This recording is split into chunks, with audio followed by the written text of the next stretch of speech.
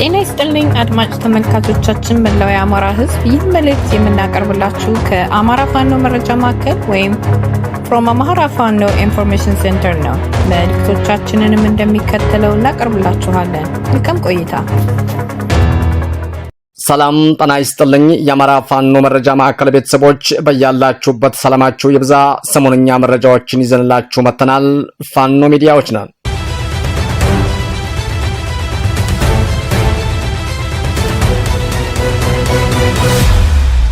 ከአማራ ፋኖ መረጃ ማዕከል የዕለቱን አንኳር የዜና ርዕሶችን በማስቀደም የዕለቱን ዜና እናሰማለን። ዕለተ እሁድ ነሐሴ 17 2018 ዓ.ም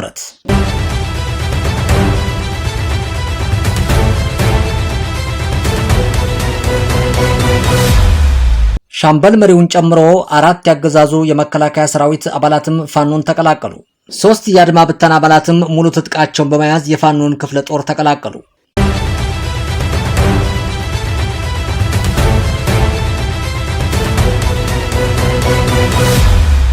የ21ኛው ተከዜ ክፍለ ጦር የወታደራዊ ስልትና የአቅም ግንባታ ስልጠና መሰጠቱ ተገለጸ። 305ኛው ጎቤ ኮር በርካታ አሰልጣኞችን አስመረቀ።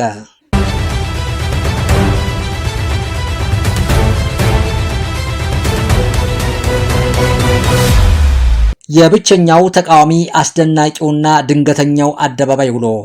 ውድ የአማራ ፋኖ መረጃ ማዕከል አድማጮቻችንና ተመልካቾቻችን የዕለቱን ዝርዝር ዜናዎች በሚከተለው መልኩ ስለሚቀርቡ እንድትከታተሉን እንጋብዛለን።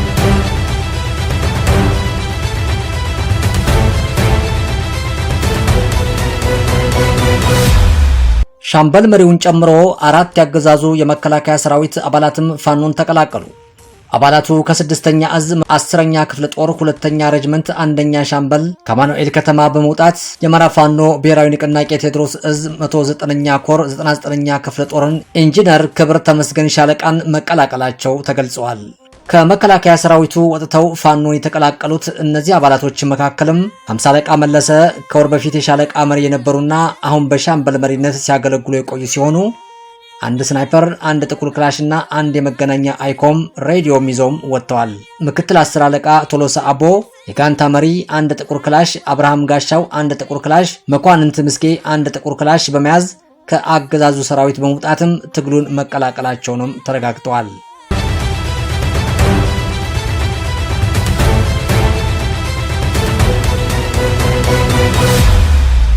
ሶስት የአድማ ብተና አባላትም ሙሉ ትጥቃቸውን በመያዝ የፋኖን ክፍለ ጦር ተቀላቀሉ።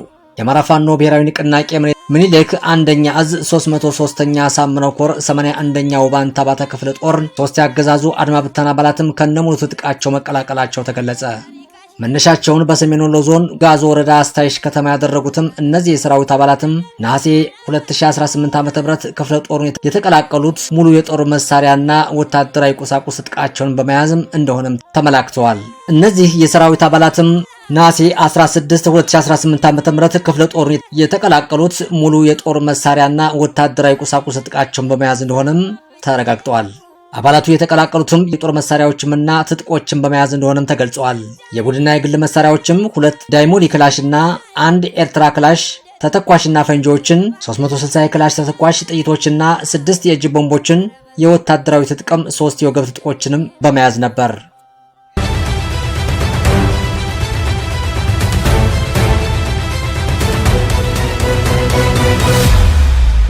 የ21ኛው ተከዜ ክፍለ ጦር የወታደራዊ ስልትና የአቅም ግንባታ ስልጠና መሰጠቱ ተገለጸ።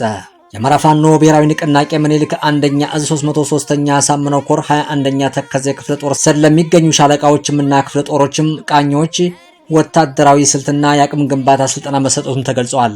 ነሐሴ 16 ቀን 2018 ዓ.ም በተካሄደው በዚህ የመድረክ ፕሮግራም ላይ የ303ኛ ሳምነው ኮር ከፍተኛ ወታደራዊ አመራሮችና የፖለቲካ መኮንኖችም ተገኝተውበታል። በስልጠናውም ወቅትም ዋና ትኩረት የተሰጠባቸው ነጥቦችም የህዝብ መስተጋብር፣ ሰራዊቱ ከማህበረሰቡ ጋር ያለው ቅንጅትና ግንኙነትም የበለጠ የሚያጠናክርበትም ሁኔታም ተዳስሷል። ወቅታዊ ሁኔታውና ስልት፣ ስለ ትግሉ አሁናዊ ሂደት፣ ወታደራዊ ስልቶችና ወቅታዊ የፖለቲካ አስተላለፎችም በደረጃ ማብራሪያና ግንዛቤም ተሰጥቶበታል። የጋራ አቅጣጫ በጋራ ሐሳቦች ላይ የውይይት ከተደረገ በኋላም ለተለያዩ ግዳጆችም ሙሉ ዝግጁነት እንዳለም ተገልጾ የቀጣይ አቅጣጫዎችን በመቀመጥ መድረኩ ተጠናቋል። ዜናውን ያደረሰን የ303ኛ አሳምነው ኮር ሚዲያና ኮሙኒኬሽን መምሪያ ነው።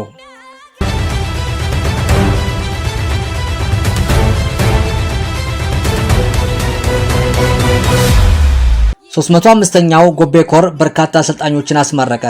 የአማራ ፋኖ ብሔራዊ ንቅናቄ በላይ ዘለቀ 3ኛ እዝ 305ኛ ጎቤ ኮር 76ኛ ክፍለ ጦርን ለተከታታይ ወራትም ያሰለጠናቸውን በርካታ አሰልጣኞችም ነሐሴ 16 ቀን 2018 ዓ.ም በደማቅ ስነ ስርዓትም አስመርቋል። በምረቃ ስነ ስርዓቱ ላይም የእዝ የኮርና የክፍለ ጦር ከፍተኛ አመራሮች እንዲሁም ጥሪ የተደረገላቸው እንግዶችን በተገኙበት በታላቅ ድምቀትም ተካሂደዋል። አሰልጣኞቹ በተሰጣቸው ወታደራዊና ስልታዊ ትምህርትም እንዲሁም አካላዊ ብቃትም ማጠናከሪያ ስልጠናዎችን በብቃት አጠናቀው ለምረቃ መብቃታቸውም ተገልጸዋል።